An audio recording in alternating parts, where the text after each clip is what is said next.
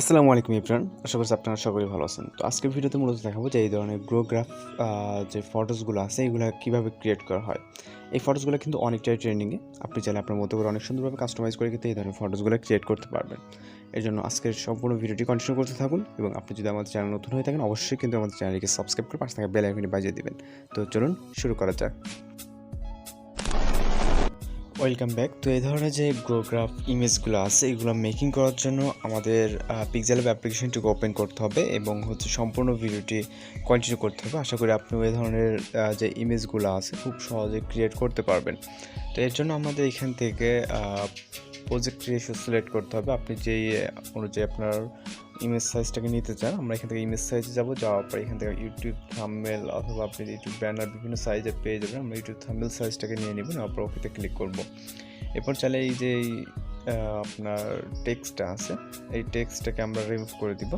দেন এখান থেকে আমরা এই যে ব্যাকগ্রাউন্ডটা দেখতে পাচ্ছেন, এই ব্যাকগ্রাউন্ডটাকে আমরা ব্ল্যাক কালার নেব। জন্য কালারে চলে যাবো, যাওয়ার পর কালার থেকে আমরা এখান থেকে ব্ল্যাক কালারটাকে সিলেক্ট করে দিব। আপনি চাইলে যে কোনো একটা কালার সেখানে সিলেক্ট করতে পারেন। দেন টিক অপশনে ক্লিক করব। তো এখান থেকে গ্রাফ এই ফটোসগুলো কিন্তু মূলত অনেকটাই ট্রেন্ডিংয়ে। আপনি চাইলে কিন্তু খুব সহজেই এগুলোকে ক্রিয়েট করতে পারবেন, জাস্ট ইমেজগুলোকে। ওকে, তো এইখান থেকে আমরা 3 নম্বর যে অপশনটা আছে এখানে চলে যাব। তারপরে বিজায়ের যে টুলসটা আছে এই টুলসে ক্লিক করব।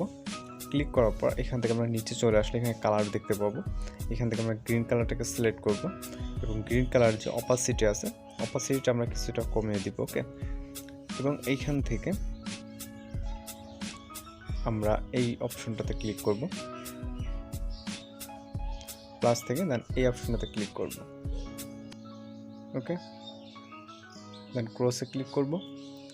এরপর এই যে গোল সার্কেলটা আপনারা দেখতে পাচ্ছেন এটার মাধ্যমে আমরা গ্রাফস মূলত অ্যাড করব। তো এইখান থেকে আমরা যে গোল সার্কেলটা আছে এটাকে নিচে কর্নারে দিব এইভাবে।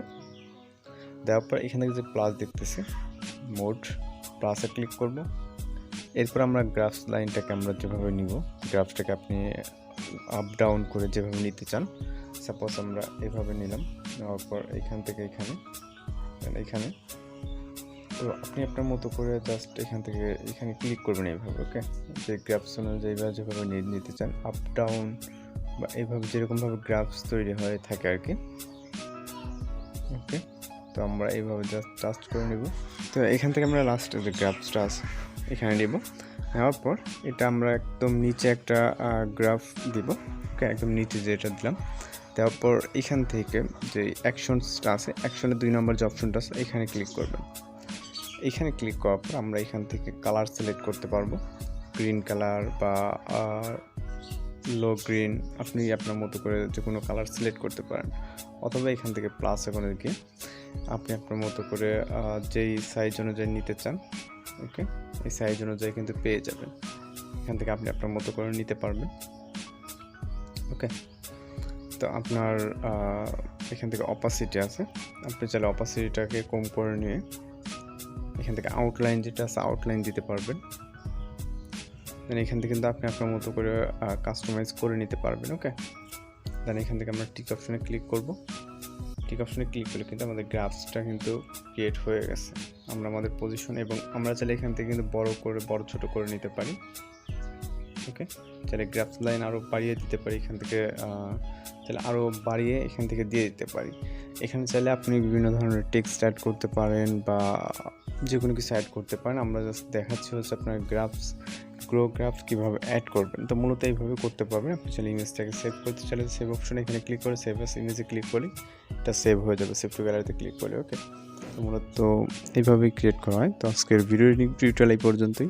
দেখা হচ্ছে পরবর্তী কোনো ভিডিওতে। সে পর্যন্ত ভালো থাকবেন, সুস্থ থাকবেন।